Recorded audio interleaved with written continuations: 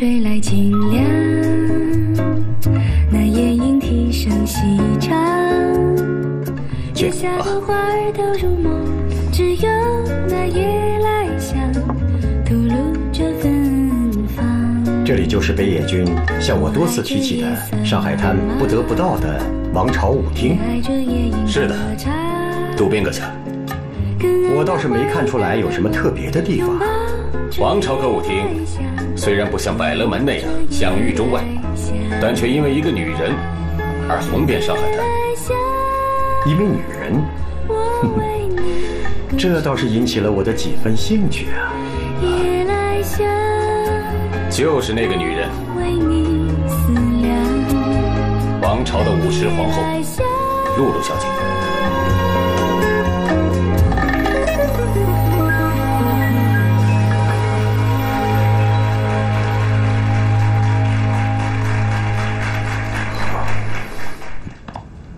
哎，柯明，来，我给你介绍一下，这位是，亲爱的丽，你回国后我们5年没有见了。Howard， 我真是没有想到在上海见到你。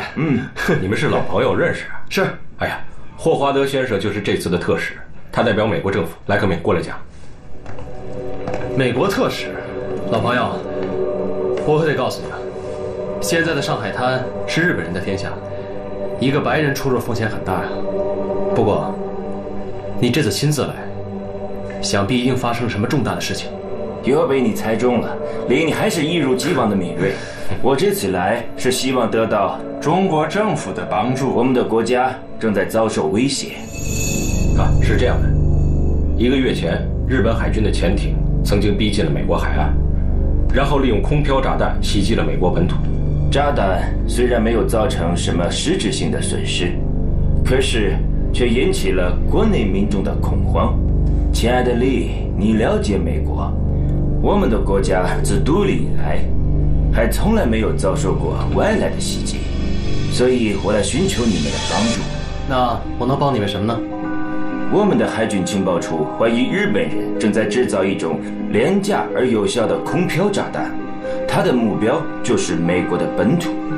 有迹象表明，这种炸弹将在上海实验制造，但是如今的上海失去了租界的掩护，我们的情报人员很难展开行动。所以希望你们 CPA 能够调查日本人的空飘炸弹研究，阻止他们的疯狂计划。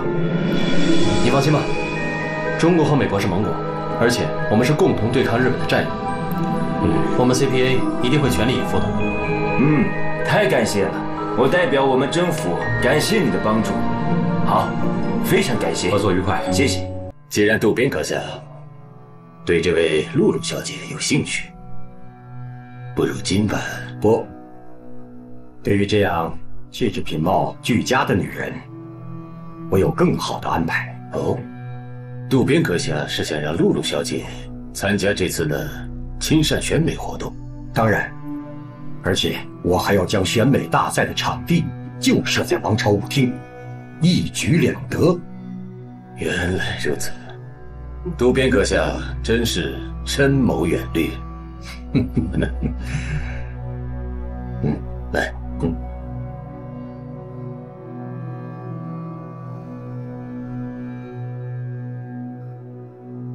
这次的任务，政府方面非常重视。知道，可是现在没有了租界的缓冲，我们的活动范围小了很多，而且像空飘炸弹这么机密的计划，想必76号也所知有限，所以我们的那些线人根本就没有用，只能依靠西西了。哎，听说日本人要征用王朝舞厅？对，他们想在王朝举办亲善选美大赛。真是没有想到，北野他还有这个雅兴。西西传回情报说，这个亲善选美大赛的主持人是个叫渡边光一的绘画大师。渡边光一？对，这个人我知道，他是日本知名的画家，在欧美也有相当的知名度。怎么，这个人有什么问题吗？西西为什么特别提到他？我和西西都觉得，这个人绝对不是单纯的画家，他给我们的感觉特别不舒服。能让我们的2大王牌都感到异常，那这个人肯定不寻常。而且，北野对待渡边的态度，好像也很有问题。你想，北野这种少壮派的高级军官，能对一个画家如此谦恭？如果说北野喜好绘画，不管你俩信不信，反正我是不信。所以我觉得这个渡边一定没那么简单。好吧，既然渡边是选美大赛的评判，那么露露，这次要靠你。你的任务就是获得选美大赛的冠军，然后伺机接近渡边。我总感觉，日本人在上海大搞疯传计划的同时，又搞出这么一个亲善选美，这两者之间说不定有某种联系。对了，哎，这什么东西啊？你闻闻。好大的桐油啊！鼻子挺灵的嘛。你骂我是小狗？我是夸你。你把这个东西交给我，是新任务的线索？没错。你看这是用什么材料做的？感觉像是布。是指头。通过桐油做了防水处理的油纸。不错，这是日本海军空袭美国本土的空飘炸弹的碎片。啊，小日本也太有想象力了，居然用油纸糊的炸弹去袭击美国本土。可是他们成功了，所以这个东西就不再是什么假想的创意，而是杀人的武器。西西，你的任务是分析这个东西的具体制作工艺，还有调查日本军方在上海的疯传计划。是。这东西你认识吗？我正对它发愁呢，帮我看一下。这个不是什么高科技的玩意儿，我建议你去胡同里找裱糊匠。裱糊匠？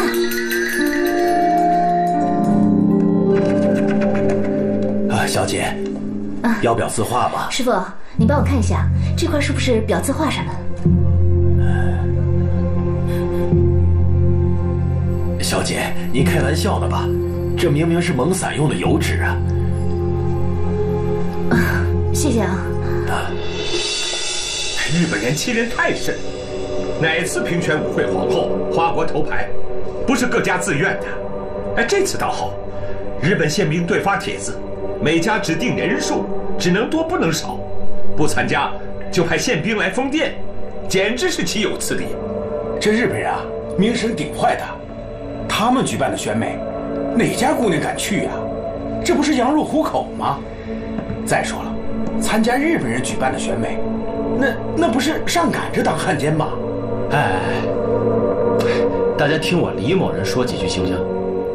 哎，你们只不过是出人，我王朝连场子都搭进去了，真的。日本人再过几天就要来封我的场子，我叫大家来不是抱头诉苦发牢骚的。咱们得想一想，怎么样才能够团结起来，把这个难关闯过去。哎，我说李经理，你真是站着说话不嫌腰疼。谁不知道王朝舞厅的舞池皇后露露是你李老板的人啊？我们可没那么好的命，咱们开的是舞厅，不是妓院。有点名声的舞女呀，她哪个背后没有点人脉关系什么的？平时搁家里头，当菩萨供着还来不及呢。谁敢逼着他们当汉奸呢？是你说的是以前，可是现在情况不一样了。现在的上海是日本人的天下，你跟他们去讲理，人家手里攥着枪呢。可是这当汉奸，要是被重庆政府知道了，那军统锄奸团还不拿我们开刀啊？就是锄奸团不会在意我们这些小人物的。再说，被锄奸团盯上，总好过被日本人马上打死吧。我们是开舞厅做生意嘛，又不是抗日志士。好啊，你们骨头硬，你们硬得过日本人手里的刺刀吗？那李经理，您的意思是？参赛，保命要紧啊！不要看我的场子都被他们占了，我跑不了了，我肯定在这儿。你们想跟日本人对着干，随你们便了啊！这我们哎呀，行了，李经理都说参加了，那咱们就参加呗。对了。大家有难同当嘛，啊！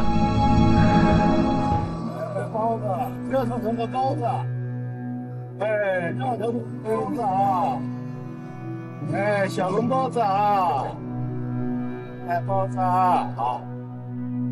老师傅，哎呦，哦，小姑娘，我这里可没有衬你的花阳伞呐。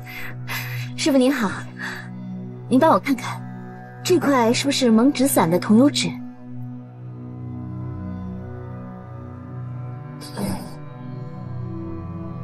姑娘，你这块东西哪来的？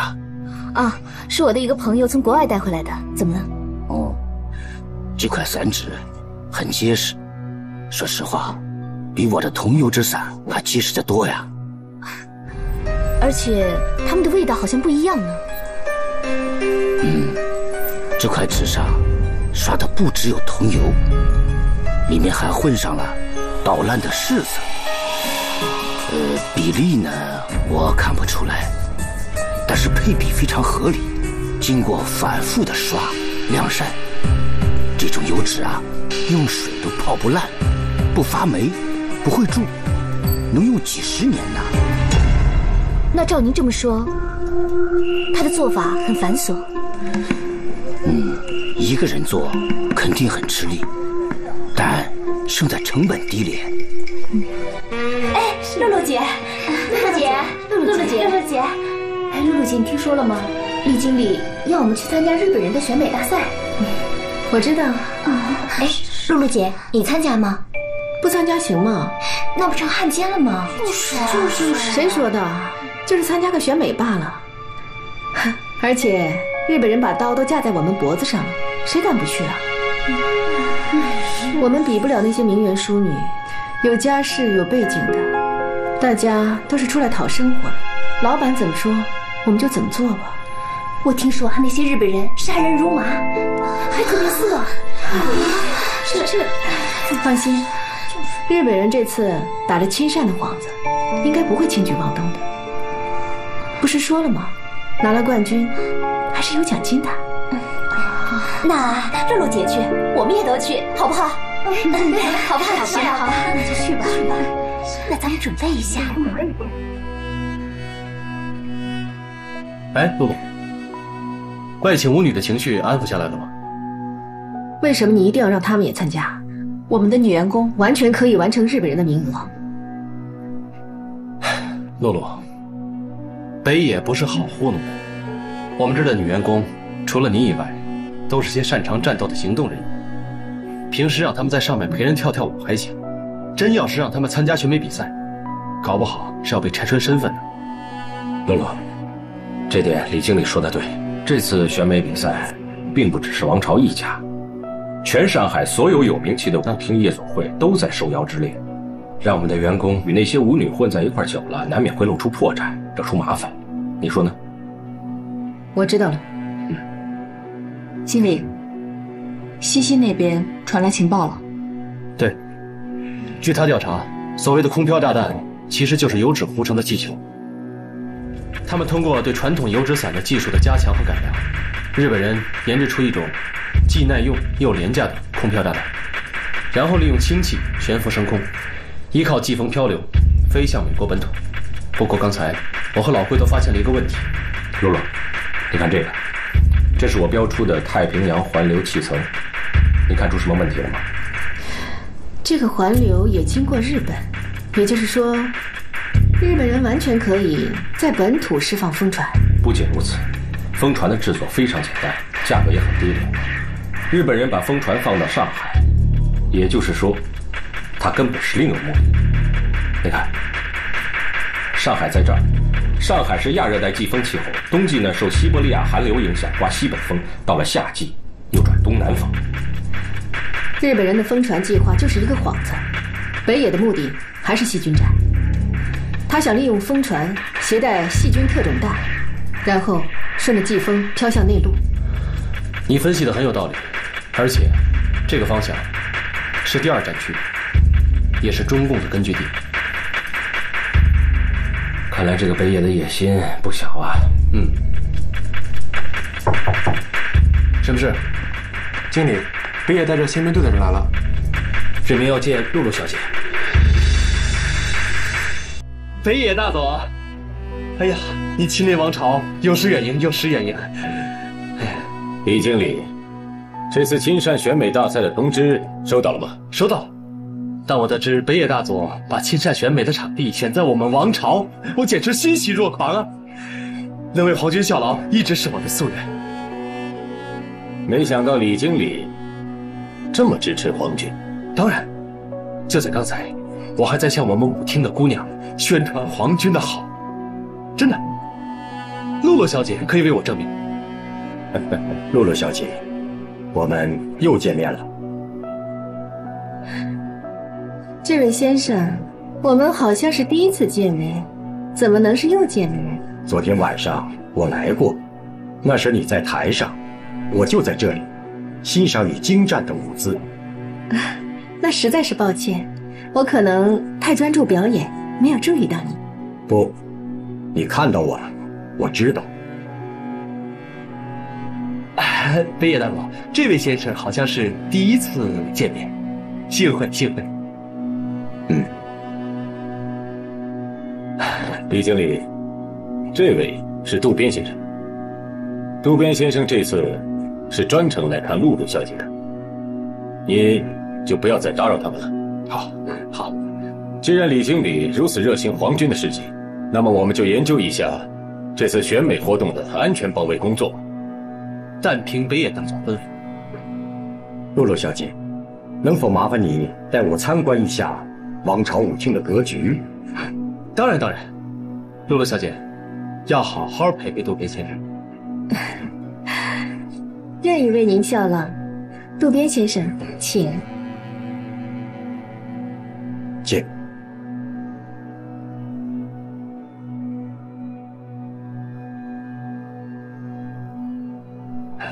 李经理，客气了。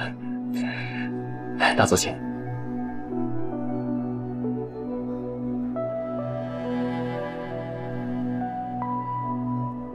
渡边先生，请。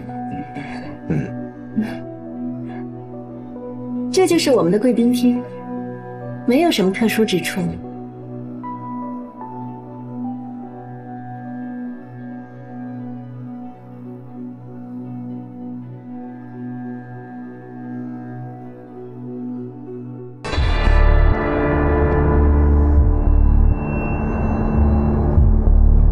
露露小姐，我很想知道，这只是一个普通的舞厅，为什么会存放这么多的陈年好酒？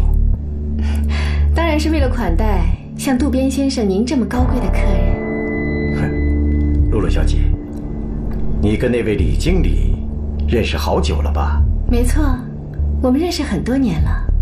我看到你们很默契，不像是舞厅老板和舞女之间的关系。怎么说呢？反而更像是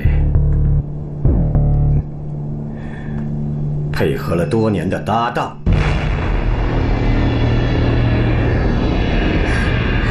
渡边先生，您怎么会有这种感觉呢？哼，我只是随便这么一说。这里也没有什么可看的，不如我带您下去坐一会儿吧。要不要带上一瓶好酒？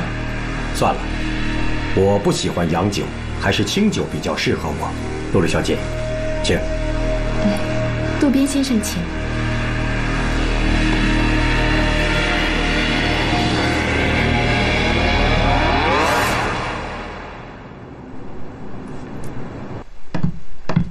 报告。进来。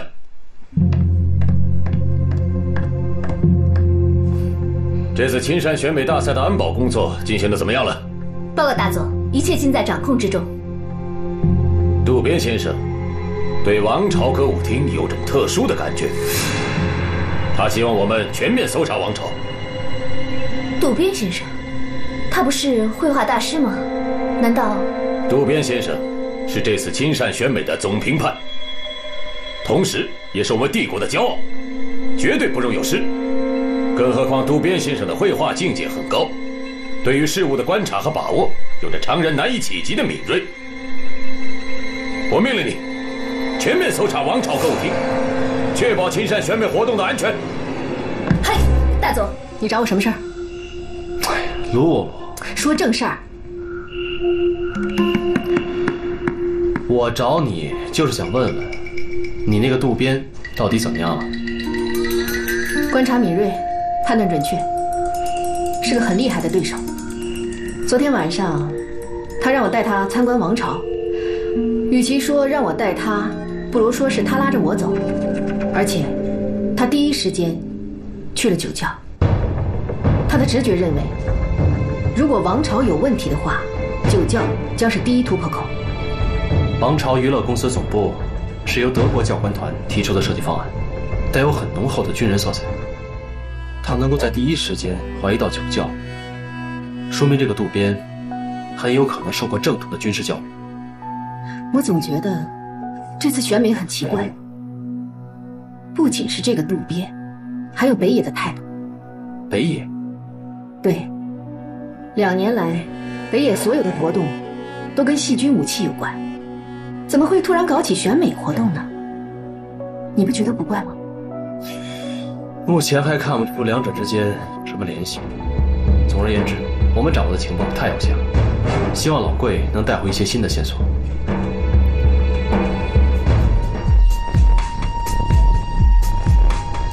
渡边先生，渡边先生，请问这次中日亲善选美大赛有没有什么政治和军事意义？是啊，渡边先生，请回答一下吧。说两句吧，渡边先生。渡边先生，啊，渡边先生，渡边先生，有没有什么军事意义啊？说两句吧，渡边先生。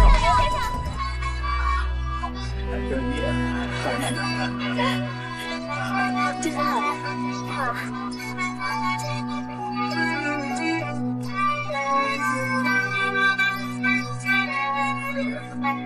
不见了，一会儿见。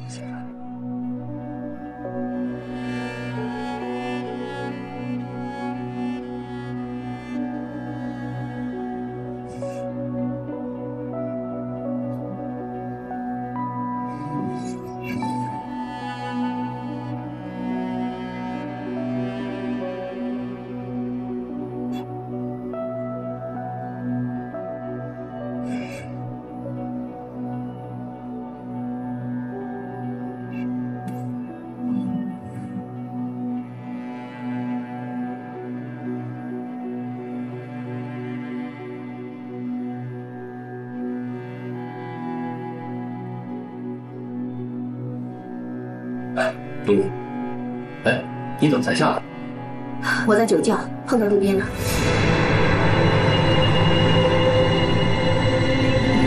渡边先生，您怎么会在这儿？我也很好奇，露露小姐为什么会在这个时候出现在这里？她察觉什么？没有，幸好有西西帮着掩护。其实岩井小姐很喜欢王朝的红酒，她每次来，我都陪她在贵宾室喝上几杯。这个渡边可真够难缠的。那当然，他可不是一般人。你查到渡边的资料了？给他看一下。根据西西提供的资料，我通过特使霍华德调阅了美国海军情报处的资料，我终于挖出了这个家伙的真面目。这个渡边光一是日本海军高参，在日本军界素有当代名师之称。竟然把他比作日本的特工之王，一个人能抵10个师团的名师元二郎。而且啊，这个家伙擅长特种作战。日本天皇为了掩盖他的身份，特别准许他可以不穿军装。他实际的军衔是少将高参。这么年轻就官居少将，难怪这个北野对他如此信服。由此判断，选美只是一个幌子，他真正的目的就是想利用风船把细菌带到第2站去，以及共产党的根据地。想来之前利用飞船攻击美国本土的行动，也是他的杰作。他有风船作战的实战经验，必须除掉他。柯明，千万不要冲动。如果一旦有闪失的话，我担心咱们王朝的地下总部就保不住了。可是我们现在没有时间了。依我看，只要计划周密，不要让渡边死在王朝里，应该不会有人怀疑到我们。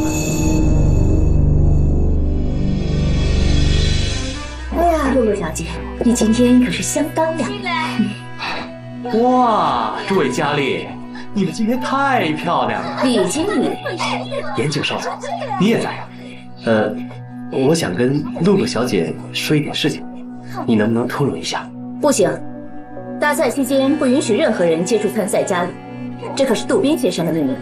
就一小会儿，好歹我也是王朝的经理吧，难道就不能有一点小特权？好吧，好吧，你们快点啊！好，谢谢，谢谢。好漂亮啊！什么秘密呀？谢谢，谢谢啊，谢谢。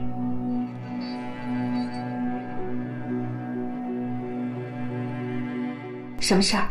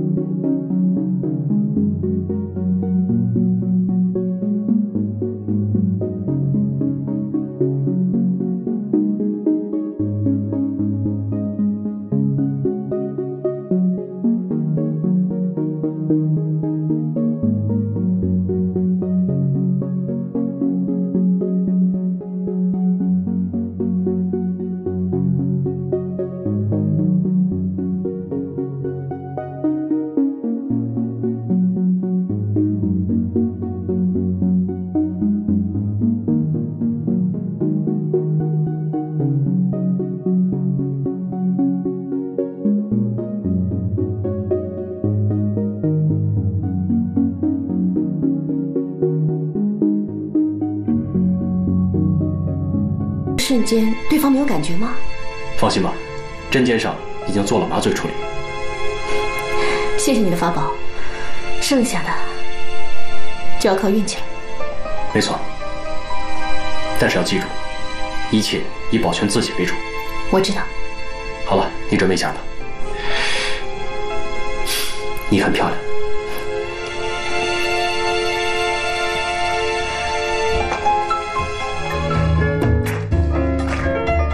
这是为最后庆典做的准备，我们需要时刻保护渡边先生的安全。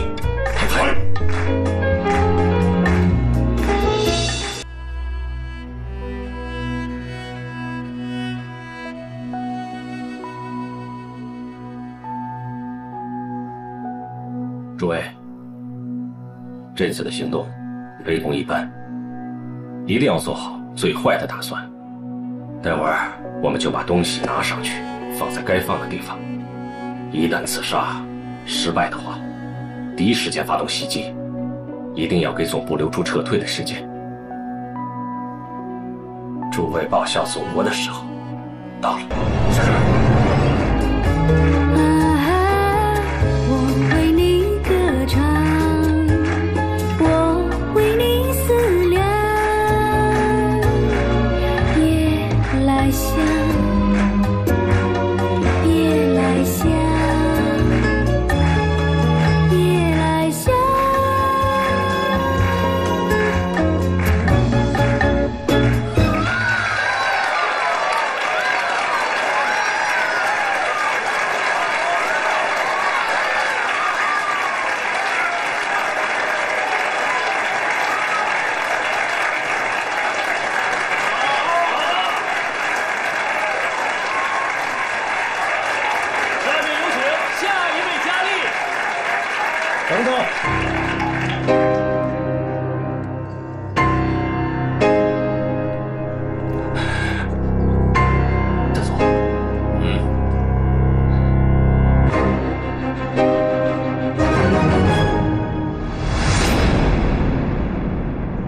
完全没有那个必要了。露露小姐就是今晚的花国皇后，其他佳丽虽然美艳动人，但却无法和露露小姐相媲美，所以我宣布，今晚的冠军就是王朝舞厅的露露小姐。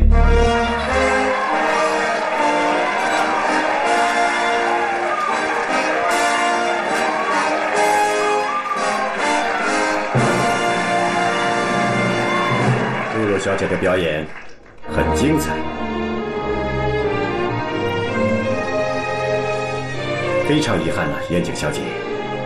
如果岩井小姐报名参加选美大赛的话，那最后的桂冠争夺就不会像现在这样毫无悬念了。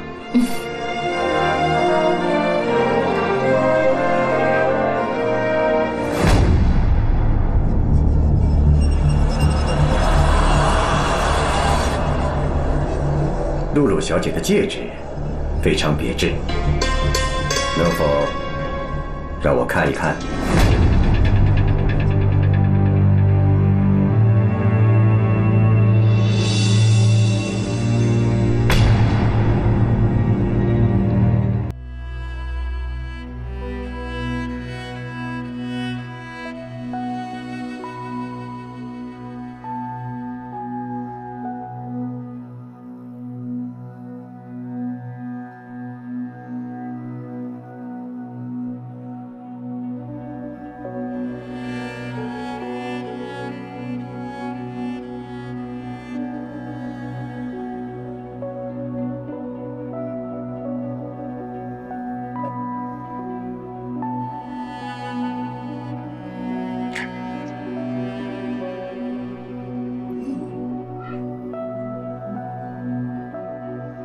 这么劣质的戒指，不好让渡边先生过目，是这样的吧？我想今晚渡边先生送我的冠军，才是最好的礼物。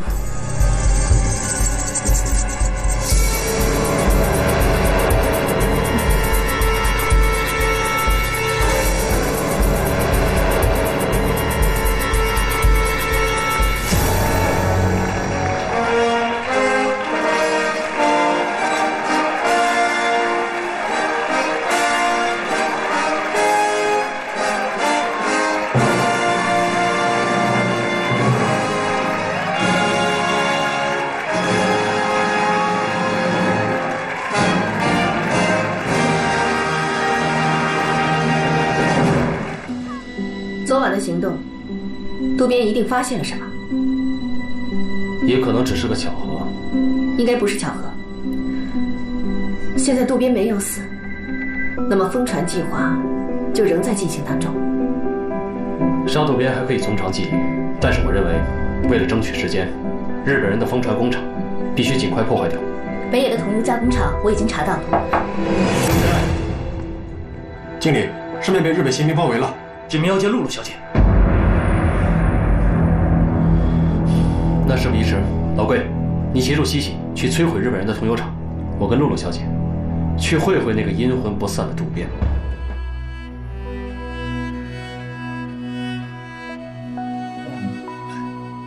各位太君，这是干什么呀？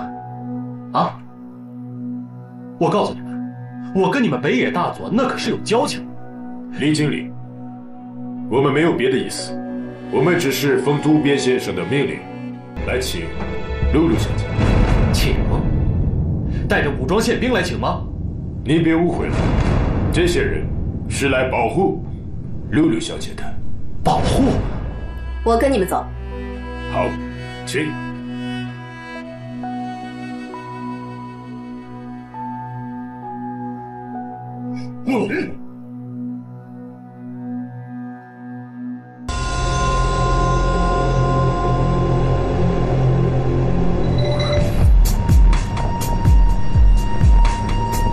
日本人的车来了，你炸了桐油加工厂，我再叫你结账。好，那我这次一定按你教的办。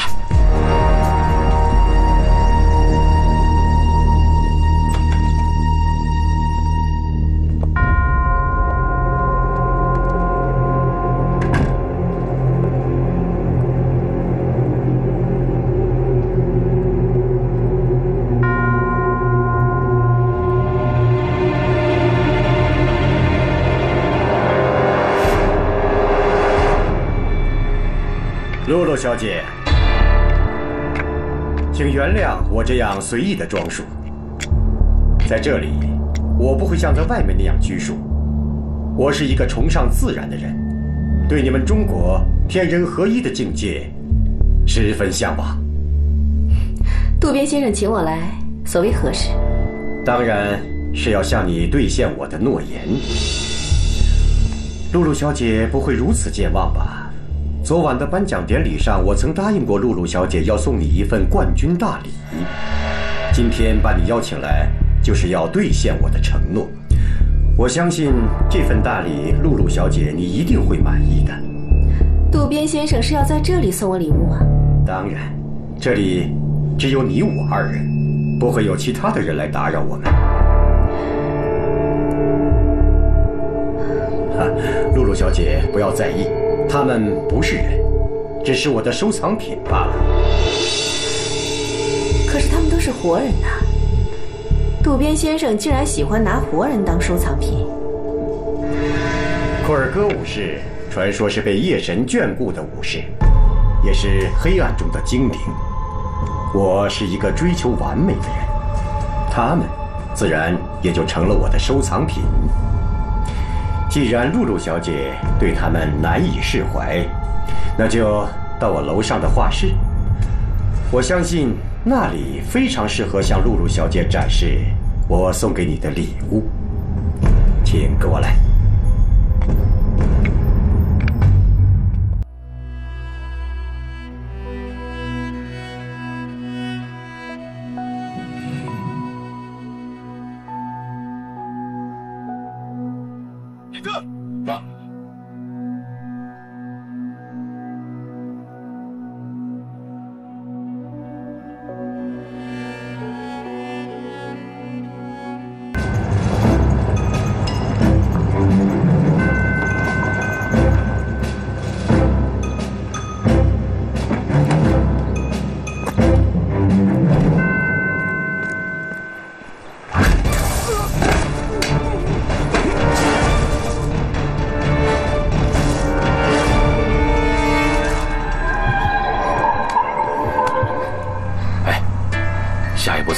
这个地方只有你最清楚了。这样，去把宪兵衣服穿上，把这些燃烧剂冒充铜牛送到他们搅拌之间去。好嘞。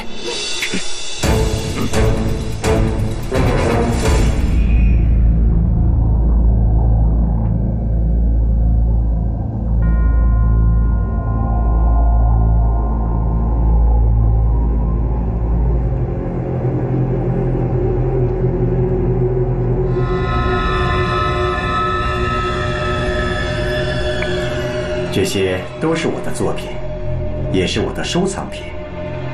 它们来自世界各地，我每到一处，都会寻找那里最完美的女孩，然后将她们的美永远留在我的作品中。的确很美，可是和露露小姐相比，她们实在是不值一提。您过奖了，露露。在我见到你的那一刻，我就知道，你将是我这一生中最伟大的杰作，因为你是最完美的。渡边先生，这个世界没有完美的人。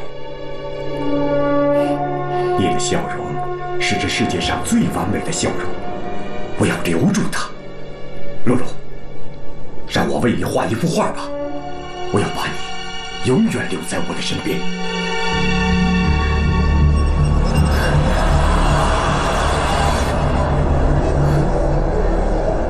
我知道你有很多不同的身份，我还知道你很厉害，甚至比我楼下的库尔戈武士更加令人生畏。我早就看出了你的不凡，所以我不允许你拒绝我，你只能属于我。你什么时候给我下的迷药？在你进入别墅的那一刻，这屋里淡淡的熏香其实就是迷药。除了我和楼下的4位库尔戈武士，其他闯入的人都会在不知不觉中吸入迷药。现在迷药发作了。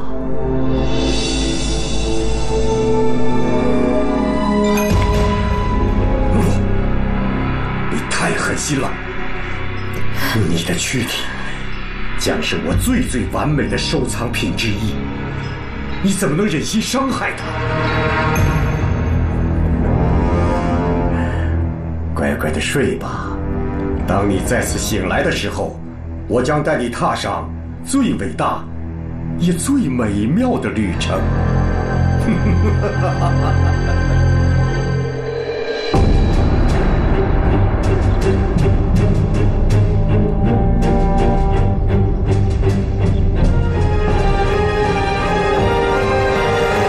渡边先生，我们的封城行动什么时候展开？万事俱备，只欠东风。我是一个追求完美的人，我还有一件收藏品没有完成。上海的激进分子最近太安静了，从选美大赛到封城计划，都没有看到他们的影子。怎么，没有麻烦不好吗？哈，渡边先生，我和他们打交道已经很长时间了。他们是一群非常难应付的对手，非常狡猾，而且实力非凡。我总预感他们不会沉寂太久。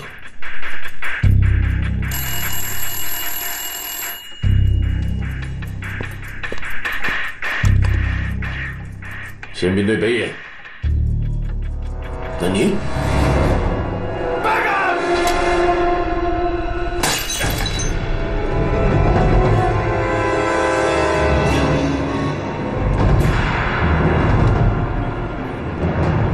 怎么 ，CPA 那边终于出手了？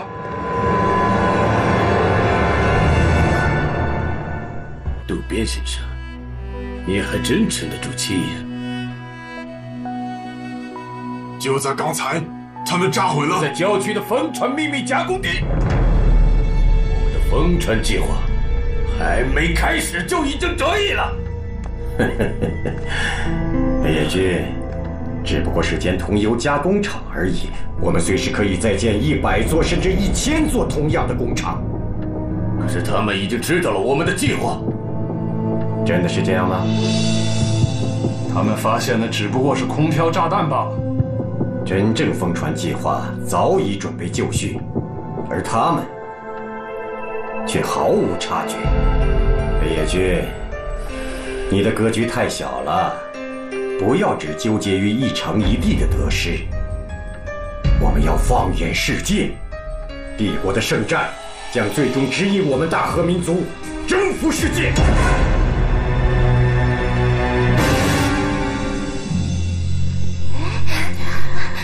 露姐醒了，露姐醒了，露姐，没事吧？你怎么样啊？露姐，这是什么地方？你们怎么都在这里啊？选美大赛结束后，我们就被日本宪兵集中起来，然后就被带到了这儿。他们想把我们怎么样？我曾经听守卫说要把我们带上一艘去美国的船。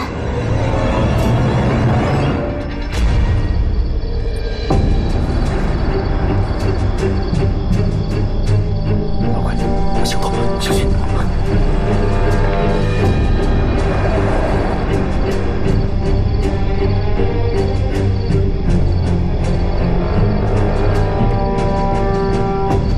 是渡边回来了，正好，顺便把渡边一块干掉。等等，有情况。怎么特高科的人被撤走了？不好，会不会封船计划另有内容啊？空飘炸弹只是个幌子，可能因为我们炸了工厂，日本人要提前实施真正的封船计划。冲进去！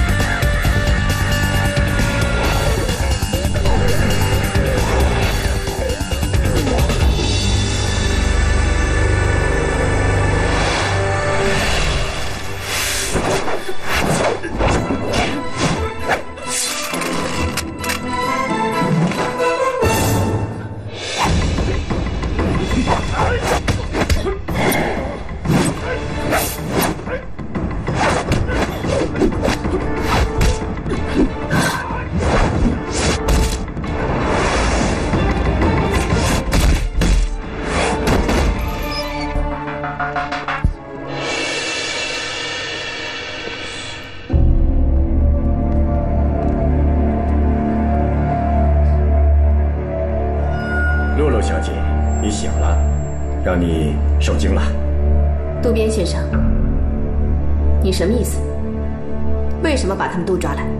他们都是疯传计划的重要一环，而你则是我的收藏品。你到底想怎么样？很多人会以为，疯传计划仅仅是毫无技术含量的空飘炸弹。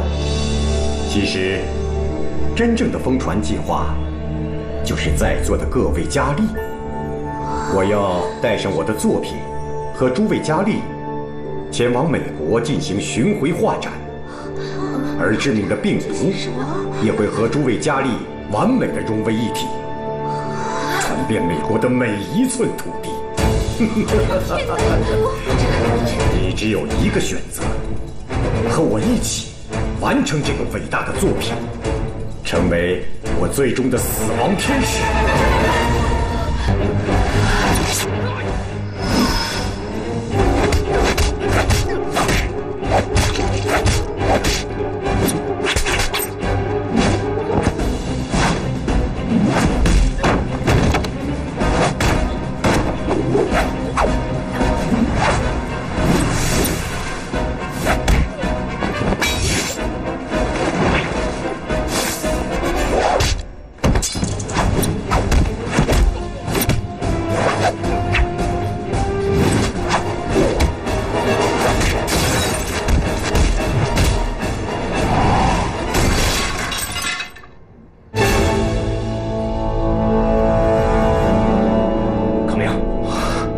觉得头好疼啊！用力下。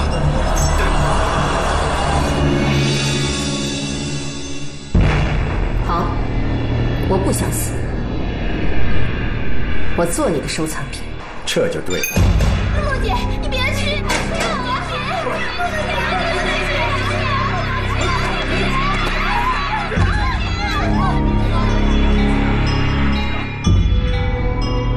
露露露小姐，请你放心，我是不会杀害他们的。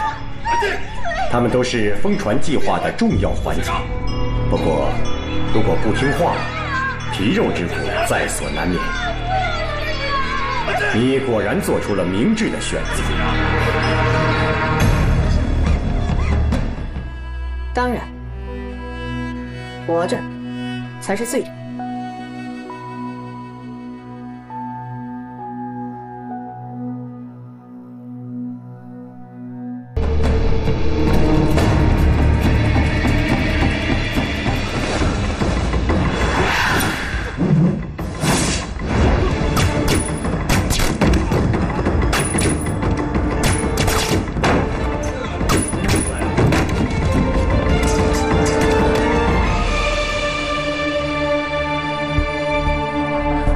好了，非常的完美，开始吧。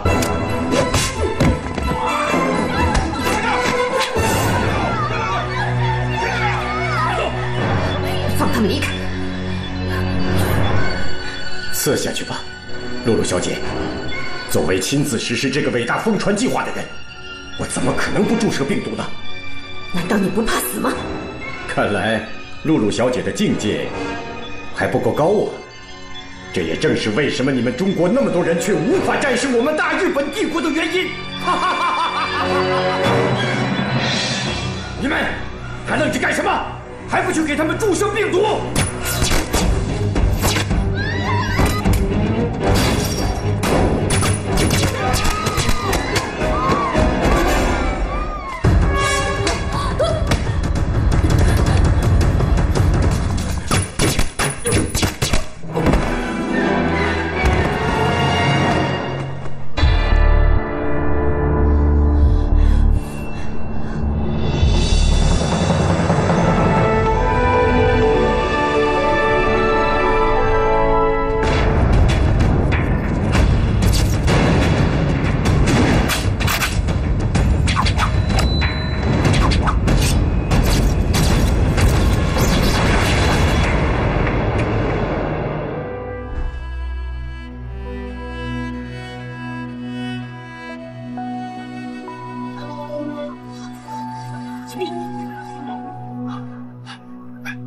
你们是什么人？我们是游击队，们是来摧毁日军病毒户的。好，我们是来接应你的。走，走，下来。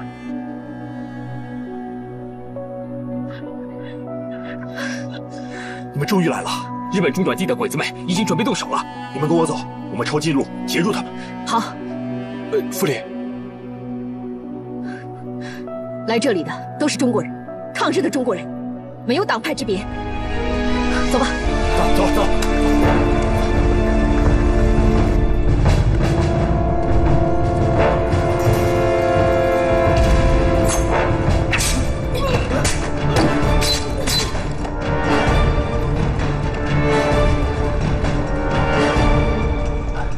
西西小姐，我们这里都已经安排好了。好，我们分头行动。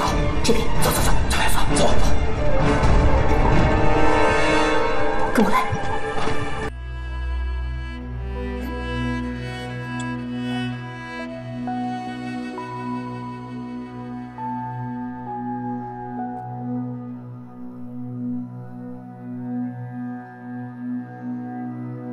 谁知道？不对啊，我们只有1辆车，过去看看。嗨。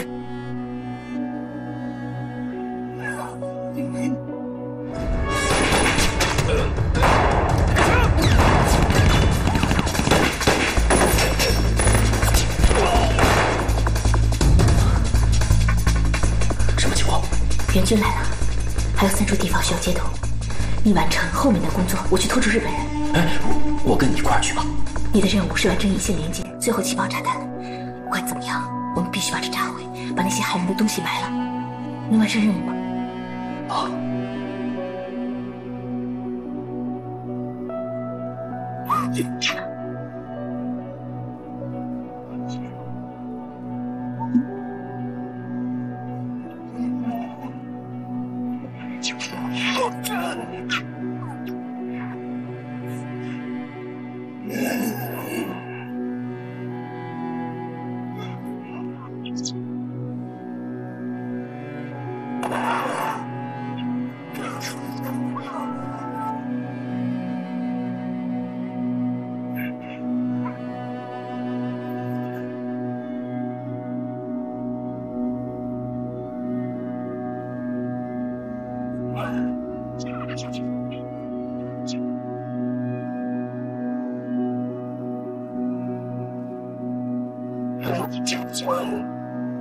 撤退！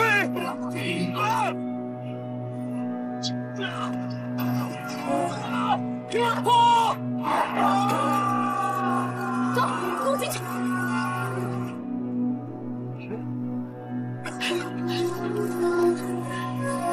副理，好多日本兵都跑进去了，我们要不要追？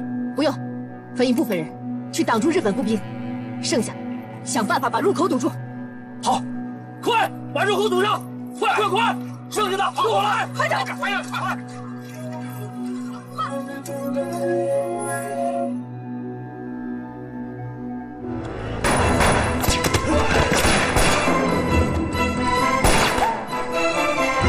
埋伏，前面！大佐，中国人似乎在堵洞口。清楚是中国人，因为这里只有一个出入口，实在太天真了啊！有敌人！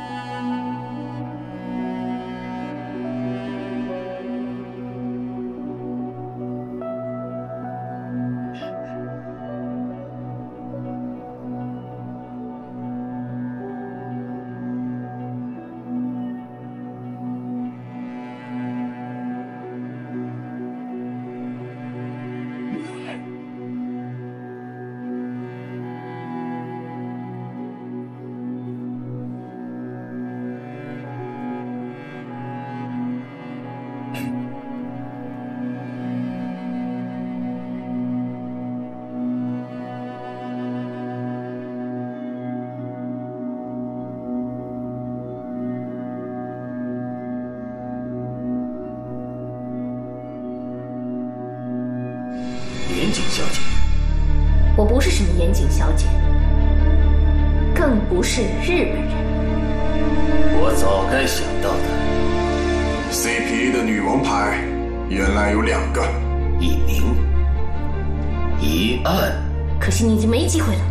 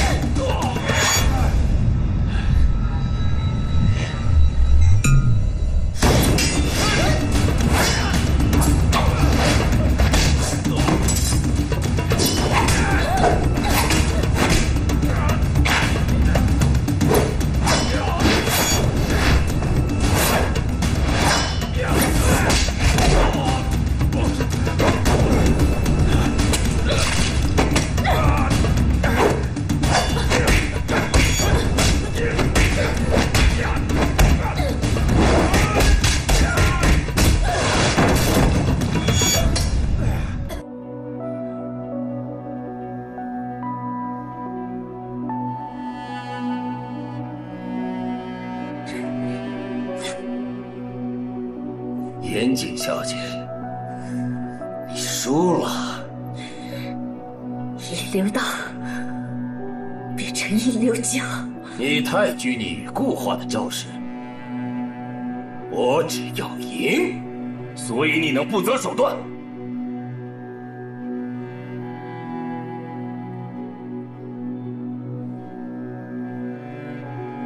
不错。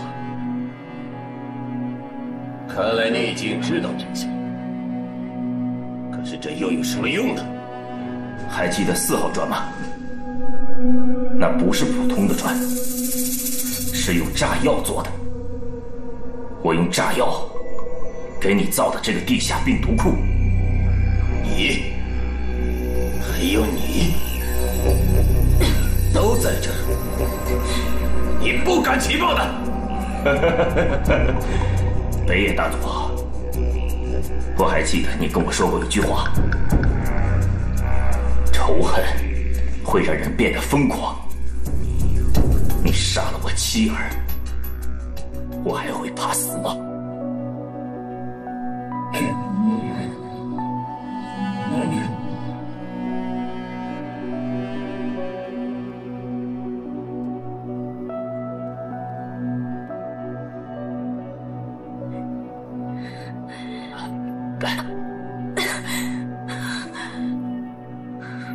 你没事吧，西西小姐？没事。你怎么回来了？工作我都已经做完了，而且我们挖的出口就在这附近。好，来，我们走吧。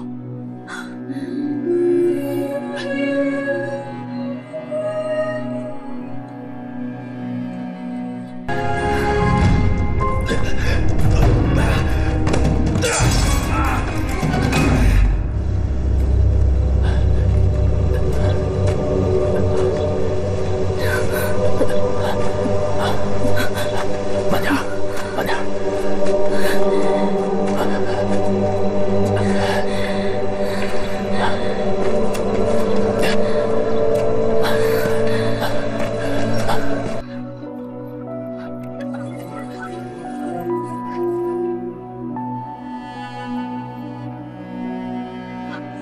西西，你没事吧？没事。北野呢？还在下面呢。我已经把通道堵死了，放心，他跑不了。报告副理，我们的人都已撤出，所有的通道都堵死了。好，你们准备好了吗？二位长官，跟我来吧。准备撤，准备撤，走，走。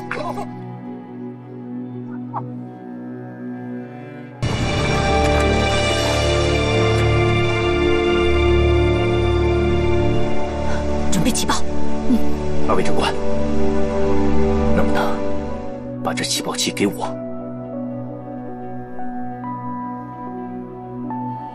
好，谢谢。